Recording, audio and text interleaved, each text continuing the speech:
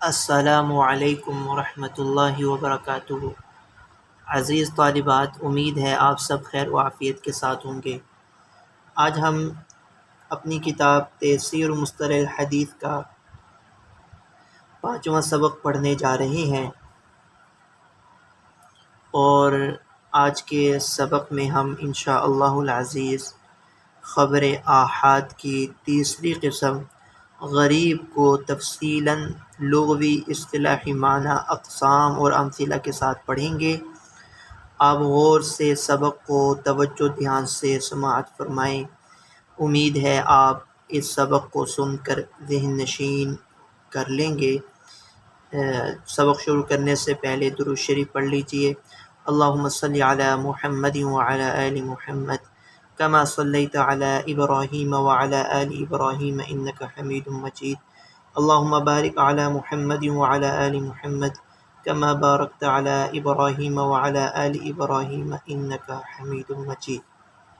صفحہ نکال لیجئے تاکہ ہم سبق کا باقاعدہ آغاز کر سکیں۔ جی بسم اللہ الرحمن الرحیم۔ المطلب الثالث، یعنی یہ تیسری قسم ہے خبر آحاد کی۔ ہم نے پڑھا تھا کہ خبر آحاد کی 3 اقسام: مشہور، عزیز، غریب، پھر خبر مقبول، پھر خبر آحاد، اور پھر خبر آحاد کی 3 اقسام۔ آج ہم تیسری قسم غریب کو پڑھیں گے۔ تعریفہ، غریب کی تعریف: لغتاً، لغوی تعریف، ہوا صفت مشبہۃ، انہوں نے لغوی تعریف کی ہے، لغوی تحقیق کی ہے کہ غریب بروزن فاعل صفت مشبہ کا صیغہ ہے، بمعنی المنفرد، منفرد کے معنی میں ہے، او البعید عن اقاربہ، منفرد کا معنی اکیلا ہونا، تنہا ہونا، یا پھر یہ غریب کے معنی ہے رشتہ داروں سے علیحدہ ہونا، جدا ہونا۔ یہ اس کی لغوی تحقیق کی ہے مصنف نے۔ الغریب، غریب کے لغوی تحقیق میں یہ بروزن فاعل صفت مشبہ کا صیغہ ہے، اور منفرد کے معنی میں ہے، یا البعید عن اقاربہ کے معنی میں ہے، یعنی رشتہ دار، جس کو آپ مسافر کہہ لیں۔ حدیث شریف میں جیسے یہ لفظ آتا ہے، اس کے معنی بھی مسافر کے کیے جاتے ہیں یا اجنبی کے کیے جاتے ہیں۔ کن فی الدنیا کأنک غریب او عابر سبیل، کہ حضرت عبداللہ بن عمر سے آپ صلی اللہ علیہ وسلم نے فرمایا، کندھے پکڑ کے آپ نے فرمایا کہ ابن عمر کہ دنیا میں یوں رہ، دنیا میں زندگی یوں گزار، فی الدنیا کأنک غریب، جیسے کوئی مسافر ہو، نہیں بلکہ راستے کا چلتا مسافر ہو، عابر سبیل، راستے کا چلتا مسافر۔ ایک ہوتا ہے مسافر سفر قرار، ایک ہوتا ہے سفر فرار۔ راستے کا چلتا مسافر وہ اس کی منزل دور ہوتی ہے، اور وہ یعنی اتنی آسائشوں سہولتوں میں نہیں ہوتا۔ ایک ہوتا ہے مسافر تو ہوتا ہے لیکن سفر قرار میں ہوتا ہے، جیسے آپ کراچی سے لاہور آئیں، 10 دن کا سفر ہو، آپ ہیں تو مسافر، لیکن اگر آپ لاہور میں 10 دن کا قیام میں کسی جگہ کسی ہوٹل میں آپ رہ رہے ہیں، یہ آپ کا جو قیام سفر میں ہے یہ سفر قرار ہے، یعنی آپ کو ایک عارضی منزل مل چکی ہے اور وہاں آپ دن رات کا قیام کر رہے ہیں۔ آپ نے فرمایا کہ تو مسافر کی طرح زندگی گزار، نہیں مسافر کی طرح بھی نہیں، بلکہ تو یوں زندگی گزار جیسے کہ راستے کا چلتا مسافر ہو۔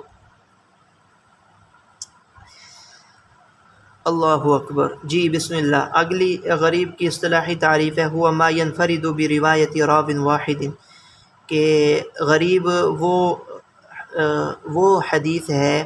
کہ جس کو روایت کرنے میں تنہا ایک راوی ہو، یعنی وہ خبر کہ جس کو تنہا روایت کرنے والا ایک ہی راوی ہو۔ شرح التعریف، اس تعریف کی تشریح کر رہے ہیں۔ تشریح کا خلاصہ سمجھ لیں۔ تشریح کا خلاصہ یہی ہے کہ طبقات سند میں سے کسی ایک سند میں اگر روات کی تعداد ایک ہو جائے تو وہ خبر واحد کی قسم غریب کہلائے گی، اگرچہ کسی اس ایک طبقہ سند کے علاوہ دیگر طبقات میں ایک سے زیادہ روات کی تعداد بھی ہو تب بھی وہ خبر غریب ہی کہلائے گی۔ مثلاً 3 طبقات ہیں، ایک طبقہ اولا صحابہ کا ہے، طبقہ ثانیہ تابعین کا، طبقہ ثالثہ تبع تابعین کا، طبقہ رابعہ اس سے نیچے آگے کے روات کا ہے۔ تو آپ طبقہ اولا میں اگر راوی تنہا ایک ہے تو یہ خبر غریب ہے، اگرچہ طبقہ ثانیہ تابعین کے زمانے میں تبع تابعین کے زمانے میں روات کی تعداد 2 سے 3 بھی ہو جائے تب بھی خبر غریب ہی رہے گی، کیونکہ خبر غریب کی ہم نے تعریف یہ پڑھی کہ جس کو روایت کرنے میں کسی ایک زمانے میں روایت کرنے والا راوی تنہا ایک ہو۔ هو الحدیث الذي يستقل برواية شخص واحد، وہ حدیث ہے جس کو ایک آدمی ہی روایت کرنے میں مستقل ہو، اما فی کل طبقات من طبقات سند، یا تو طبقات سند میں سے ہر طبقے میں روایت کرنے والا راوی ایک ہو، او فی بعض طبقات سند، یا پھر کسی طبقات سند میں سے بعض میں، اگرچہ کسی ایک طبقے میں بھی روایت کرنے والا تنہا ایک راوی ہو تو بھی۔ ولا تضر زیادة على واحد فی باقی طبقات سند، اور زیادتی ایک سے زیادہ ہونا باقی طبقات سند میں کوئی مضر نہیں، کوئی نقصان کوئی مضر نہیں، کوئی حرج نہیں ہے، یعنی ایک کے علاوہ دوسرے طبقات کے اندر اگر روات کی تعداد ایک سے زیادہ بھی ہو جائے تو کوئی حرج نہیں، وہ خبر غریب ہی کہلائے گی۔ لأن العبرۃ للعقل، اس لیے کہ اعتبار اقل طبقے کا ہے، طبقات سند میں سے اقل جو طبقہ ہے، اور اقل طبقہ واحد کہلاتا ہے۔ تسمیۃ ثانیۃ لہ، اس حدیث کی جو قسم ہے غریب خبر غریب کا دوسرا نام دینا۔ بعض حضرات نے اس غریب کو فرد کا نام بھی دیا ہے، تو اس کی تشریح مصنف کر رہے ہیں۔ یطلق کثیر من العلماء علی الغریب اسما آخر هو الفرد، اکثر علماء نے غریب پر ایک دوسرے اسم کا اطلاق بھی کیا ہے، اور فرد ہے، اور وہ فرد ہے، یعنی انہوں نے خبر غریب اور فرد مطلق یا فرد نسبی ان کو مترادف المعنی قرار دیا ہے، اور غریب ہی فرد مطلق فرد نسبی پر ہی غریب کا بھی اطلاق کیا ہے۔ تو یہی مطلب ہے کہ اکثر علماء نے غریب پر ایک دوسرے نام کا اطلاق کیا ہے، اور وہ کرتے ہیں، اور وہ فرد ہے، علی انہما مترادفان، اس طور پر کہ یہ دونوں مترادف المعنی ہیں، یہ کوئی علیحدہ سے قسم نہیں بلکہ مترادف ہیں، بعض نے غریب کہہ دیا، بعض نے فرد کہہ دیا۔ وغایر بعض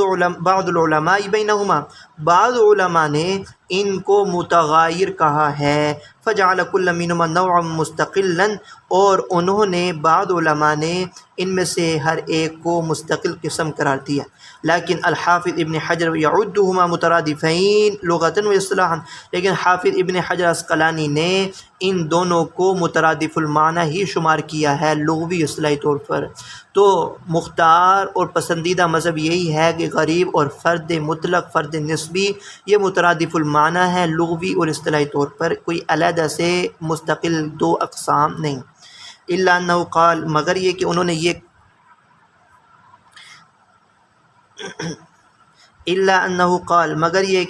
یہ کہا ہے، ان اہل الاصطلاح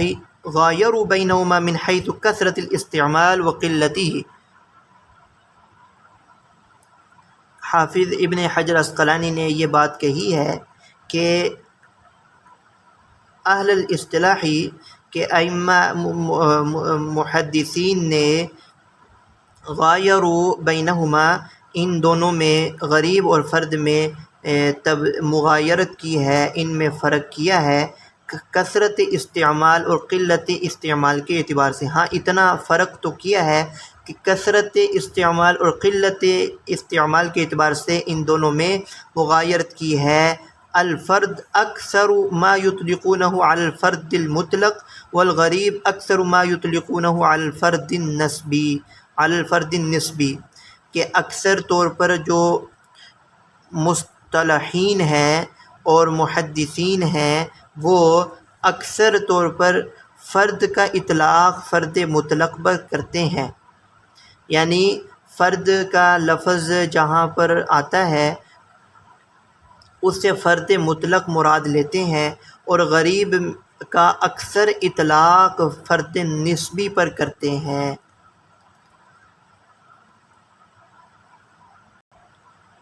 دوبارہ دیکھ لیں، الفرد اکثر ما یطلقونہ علی الفرد المطلق، فرد کا اکثر، یہ حضرات محدثین اس کا اطلاق کرتے ہیں فرد مطلق پر، یعنی فرد جہاں لفظ ذکر کریں اس سے ان کی مراد فرد مطلق ہوتی ہے، اور والغریب اکثر ما یطلقون علی الفرد النسبی، اور لفظ غریب کا اکثر اطلاق وہ فرد نسبی پر کرتے ہیں۔ غریب بول کر فرد نسبی مراد ہوتا ہے۔ ہر ایک کی اقسام وہ آگے آ رہی ہیں، وہ اس کی وضاحت آ جائے گی، آپ پھر اس کو سمجھ لیں گے۔ اقسام غریب کی اقسام، یقسم الغریب بالنسبۃ لموضع تفرد فیہ الی قسمین، غریب کی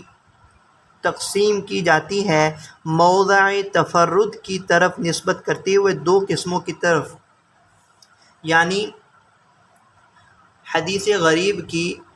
دو اقسام ہیں موضع تفرد کو دیکھتے ہوئے، یعنی کہ تفرد اصل سند میں ہے یا اثناء سند میں، یہ آگے تعریفات آ جائیں گی، آپ وہاں دیکھ لیں گے۔ تو اس موضع تفرد کہاں ہے؟ تفرد کہتے ہیں تنہا ہونا، راوی کا اکیلا ہونا۔ تو موضع طبقہ اولا میں تفرد ہے یا طبقہ ثانیہ ثالثہ میں تفرد ہے؟ اگر طبقہ اولا میں تفرد ہوتا ہے تو اس کو اصل سند کا تفرد کہتے ہیں، یعنی راوی روایت کرنے میں اصل سند میں تفرد ہے۔ تو موضع تفرد کے اعتبار سے غریب کی دو اقسام ہیں، ہما غریب مطلق و غریب نسبی، ایک غریب مطلق اور ایک ہے غریب نسبی۔ الغریب المطلق او الفرد المطلق، اس کو غریب مطلق یا فرد مطلق دونوں میں سے کوئی بھی نام دے دیں درست ہے، کیونکہ ہم نے پڑھ لیا ہے، حافظ ابن حجر عسقلانی انہوں نے بھی یہی کہا ہے، اور بہتر اور مختار مذہب یہی ہے کہ غریب اور فرد یہ مترادف المعنی ہے، لغتاً اور اصطلاحاً ان میں کوئی فرق نہیں ہے۔ تو غریب مطلق یا فرد مطلق کی تعریف، ہوا ما کانت الغرابۃ فی اصل سندی، کہ وہ غریب مطلق وہ ہے، وہ حدیث ہے ما کانت الغرابۃ فی اصل سندی، کہ جس میں غرابت ہو، جس میں غرابت اور تفرد ہو اصل سند میں، ای ما ینفرد بروایتی شخص واحد، یعنی جس کی روایت میں راوی تنہا ہو جائے اصل سند میں۔ یہ ہے اصل سند کا مطلب کیا ہے؟ اصل سند میں راوی روایت کرنے میں منفرد ہو، تنہا ہو، اس کو کہیں گے غریب مطلق، فرد مطلق کی تعریف دوبارہ دیکھ لیں۔ غریب مطلق یا فرد مطلق کی تعریف یہ ہے کہ جس حدیث کی اصل سند میں، فی اصل سندی، جس حدیث کے اصل سند میں تفرد ہو، راوی تنہا روایت کرنے والا ہو۔ اس کی مثال دیکھیں گے، وضاحت ہو جائے گی۔ انما الاعمال بالنیات، اس کی مثال حدیث ہے انما الاعمال بالنیات تفرد به عمر بن الخطاب، کہ آپ اس حدیث کو دیکھیں، روایت اگر ہم طبقہ اولا میں دیکھیں، یعنی کہ صحابہ کے زمانہ میں دیکھیں، تو یہ حدیث حضرت عمر رضی اللہ تعالی عنہ کے تفردات میں ہے، یعنی کہ صرف حضرت عمر رضی اللہ تعالی عنہ نے ہی نقل کی ہے، یعنی کہ اصل سند میں تفرد ہے، اصل سند میں راوی روایت کرنے والا تنہا اور اکیلا ہے، تو یہ غریب کی قسم ہوئی غریب مطلق۔ تو اس حدیث کو غریب مطلق کہیں گے، اگرچہ آگے تابعین تبع تابعین اس حدیث کو کثرت سے نقل کرنے والے ہیں۔ تفرد بھی عمر بن الخطاب اس روایت کے نقل میں تفرد کے ساتھ ہے، تفرد کیا ہے عمر بن خطاب رضی اللہ تعالیٰ عنہ نے ہذا وقد یستمر التفرد الی آخر السند، اور یوں ہی آخر سند تک یہ تفرد چلتا رہے۔ وقد یرویہ عن ذلک المتفرد عدد من الروات، یہ یعنی کبھی کبھی ایسا ہوتا ہے، وقد یستمر کبھی کبھی قد فعل مضارع پر داخل ہو تو ماضی استمراری کے، یعنی کہ ایسا ہوتا ہے، کبھی کبھی ایسا ہوتا ہے کہ کبھی کبھی تفرد یا آخر سند تک تفرد ہی چلتا رہتا ہے، اور کبھی ایسا ہوتا ہے کہ اس متفرد سے ایک کثیر روات اس کو نقل کرتے ہیں۔ سمجھ آ گئی کہ کبھی تو ایسا ہوتا ہے کہ یہ تفرد اصل سند سے شروع ہوتا ہے، آخر سند تک تفرد چلتا رہتا ہے، اور کبھی کبھی ایسا ہوتا ہے کہ روات کی بڑی تعداد اس متفرد سے نقل کرتی ہیں۔ غریب کی دوسری قسم غریب نسبی یا فرد نسبی، تعریف ہوا ما کانت الغرابۃ فی اثناء سندہ، کہ جس کے سند کے بیچ میں درمیان میں یا درمیان میں غرابت اور تفرد ہو، ای یرویہ اکثر من راو فی اصل سندہ، کہ مطلب یہ ہے کہ اس حدیث کو اصل سند میں کثیر راوی نقل کریں، لیکن ثم ینفرد بروایت راو واحد عن اولئک الروات، لیکن ان روات میں سے کوئی ایک راوی اس روایت کو نقل کرنے والا ہو۔ مثلا طبقہ اولا میں صحابہ آپ صلی اللہ علیہ وسلم سے کوئی حدیث کثیر روات میں نقل کریں، لیکن آگے کوئی تابعین میں سے اس حدیث کو نقل کرنے والا تنہا کوئی ایک ملتا ہو۔ اس کی مثال حدیث مالک عن الزہری عن انس ان نبی صلی اللہ علیہ وسلم دخل مکہ وعلی رأسہ المغفر تفرد بمالک عن الزہری۔ اب اس حدیث کی سند میں حضرت انس سے مروی ہے، پھر زہری، یہ تابعین کا زمانہ ہے، اور پھر یہ تبع تابعین کا زمانہ ہے۔ اب یہاں پر جو یعنی کہ مصنف کہہ رہے ہیں تفرد بہ مالک عن الزہری، کہ مالک تبع تابعین کا جو طبقہ ثالثہ ہے، طبقہ ثالثہ کے اندر تفرد آ جاتا ہے، یعنی کہ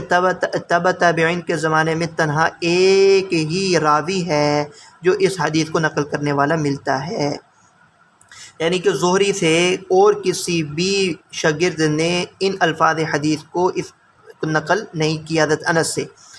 سبب التسمیتی وسمی هذا القسم بالغریب النسبی، اس قسم کو غریب نسبی کا جو نام دیا گیا اس کا سبب لأن تفرد وقع فیہ بالنسبۃ الی شخص معین، اس لیے کہ اس میں جو تفرد واقع ہوا ہے وہ شخص معین کی طرف نسبت کرتے ہوئے تفرد حاصل ہوتا ہے، شخص معین کی طرف نسبت کرتے ہوئے تفرد آتا ہے، تو اس لیے اس غریب کی قسم کا نام غریب نسبی رکھ دیا گیا ہے۔ من انواع الغریب النسبی، غریب نسبی کی اقسام اور بھی ہیں، لیکن یہ کوئی مستقل اقسام نہیں ہے۔ ہناک انواع من الغرابۃ اب التفرد، کہ غرابت یا تفرد کی اور بھی کئی اقسام ہیں، یمکن عدها من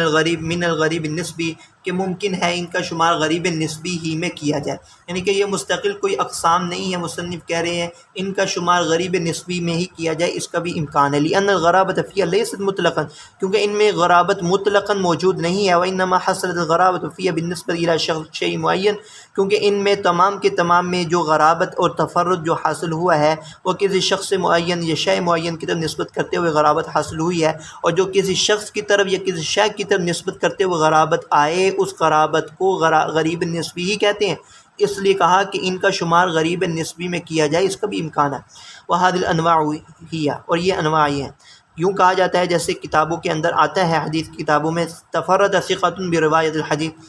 کہ اس حدیث کی روایت کرنے میں ثقہ ثقہ روات ہی متفرد ہیں، یعنی کہ ثقہ روات نے نقل کی ہے، غیر ثقہ کوئی راوی اس روایت کو نقل کرنے والا نہیں ہے۔ تو اس حدیث کی روایت میں یوں آتا ہے ثقہ روات ہی متفرد ہیں، تنہا ہے، کقولہم یوں جیسے ان محدثین کا اقوال میں سے آتا ہے لم یرویہ ثقۃ الا فلان، کہ اس کو فلاں ثقہ راوی نے ہی نقل کیا ہے، یعنی کوئی ایک ثقہ راوی وہ اس کا تفرد ہو، حدیث کو روایت کرنے میں کسی ایک ثقہ راوی کا تفرد ہو، جیسے کہ یہ قول آتا ہے کہ فلاں ثقہ راوی نے ہی اس کو نقل کیا ہے۔ تفرد راو معین عن راو معین، کہ کوئی ایک معین راوی سے نقل کرنے میں متفرد ہو، کقولہم تفرد بھی فلان عن فلان، جیسے کہ یوں کہتا ہے کہ فلاں آدمی نے فلاں آدمی سے نقل کیا ہے تنہا۔ وَإِنْ كَانَ مَرْوِيًّا مِنْ وُجُوهٍ أُخْرَى عَنْ غَيْرِهِ، اگرچہ وہ روایت مروی ہو دوسرے طرق سے بھی، دوسرے کسی شخص سے بھی مروی ہو دوسرے طرق کے ساتھ۔ تفرد اہل بلد او اہل جہت، کقولہم جیسے کہ یوں کہا جاتا ہے تفرد بھی اہل مکہ، کہ اہل مکہ اس حدیث کو روایت کرنے میں متفرد ہیں، یا اہل شام اس حدیث کو روایت کرنے میں متفرد ہیں۔ تفرد اہل بلد او جہت عن اہل بلد او جہت اخرى، کقولہم تفرد بھی اہل البصرہ عن اہل المدینہ، یوں کہا جاتا ہے کہ اہل بصرہ اہل مدینہ سے نقل کرنے میں متفرد ہیں، کہ اہل شام اہل حجاز سے نقل کرنے میں متفرد ہے، تنہا ہے اور کسی نے نقل نہیں کیا۔ تقسیم آخر لہو، ایک دوسری تقسیم ہے غریب کی، وہ قسم العلماء الغریب من حیث غرابت السند اب المتن الا، کہ غریب کی علماء نے غرابت سند یا متن کے اعتبار سے بھی دو اقسام کی ہیں، اور وہ دو قسمیں ہیں غریب متنن و اسنادن، کہ ایک حدیث غریب ہو، غریب متن کے اعتبار سے بھی اور سند کے اعتبار سے بھی، متنن و اسنادن غریب ہو، اور وہ الحدیث الذی تفرد بروایت متنہ، هو الحدیث الذی تفرد بروایت متنہ راو واحد، کہ وہ حدیث ہے کہ جس حدیث کو ایک تنہا راوی، ایک متن کی روایت کو تنہا راوی ہی نقل کرے، یعنی کہ متن کے الفاظ وہ بھی اس میں بھی تفرد ہو اور روایت کرنے والا بھی ایک ہی راوی ہو، اس کو غریب کہیں گے، غریب اسناد متنن، غریب متنن و اسنادن۔ هو الحدیث الذی تفرد بروایت متنہ راو واحد، کہ تنہا ایک راوی نقل کرے متن کی روایت، اپنے متن کی روایت، اور کسی راوی کو اس متن سے نقل کرنے والا نہ پایا جائے۔ غریب اسناد لا متن، غریب اسنادی ہو متنی نہ ہو، کا حدیث روا متنہ جماعت من الصحابہ، جیسے کہ کسی متن کی، کسی الفاظ حدیث کو متن کہتے ہیں، الفاظ حدیث کو صحابہ کی ایک بڑی جماعت نے نقل کیا ہو، انفرد واحد بروایت عن صحابی آخر، لیکن اس کو روایت کرنے میں کسی ایک صحابی سے، یعنی کہ کئی صحابہ سے، مثلا 10 سے 15 صحابہ نے وہ حدیث آگے اپنے شاگردوں کو نقل کر دی، اپنے شاگردوں کو وہ حدیث بیان کی، لیکن ان میں سے ایک صحابی ایسے ہیں کہ ان کے شاگردوں میں سے صرف ایک شاگرد نے ہی اس روایت کو نقل کیا ہے۔ مثلا میرے کے 15 شاگرد ہیں، میں نے کوئی روایت آپ کو بیان کی، آپ میں سے کسی ایک طالبہ سے آگے صرف ایک ہی شاگرد نے میرے سے پہنچی روایت کو نقل کیا، تو یہ جو حدیث کی قسم ہوگی یہ غریب ہے اسنادن لا متنن۔ اور امام ترمذی کا کہنا اسی ہی اعتبار سے ہوتا ہے کہ غریب من حاضر وجہ، کہ اس طرق کے اعتبار سے، اس طریق کے اعتبار سے یہ حدیث غریب ہے، اگرچہ دوسرے طرق سے بھی یہ حدیث مروی ہوتی ہے۔ مطلب میرے 14 جو شاگرد ہیں ان سے تو ہزاروں شاگردوں نے میرے طریق سے روایات لی ہیں، لیکن ایک شاگرد سے ایک شاگرد کے آگے شاگرد نے وہ روایت ایک ہی نے لی ہے، تو اس طریق کے اعتبار سے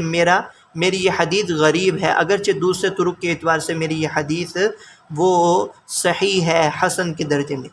من مضان الغریب ای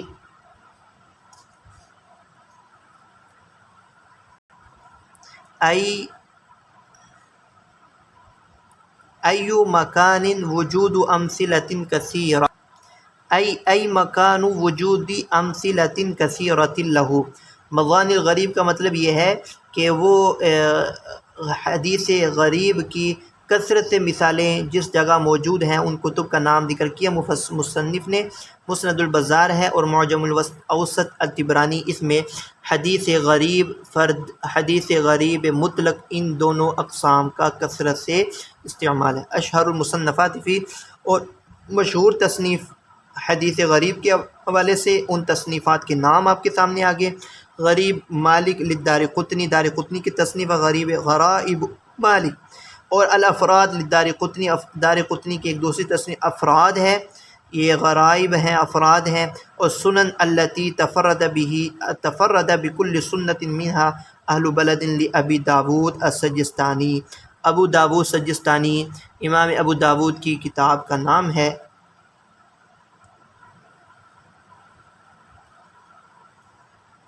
السنن التی تفرد بکل سنت منہا اہل بلدہ۔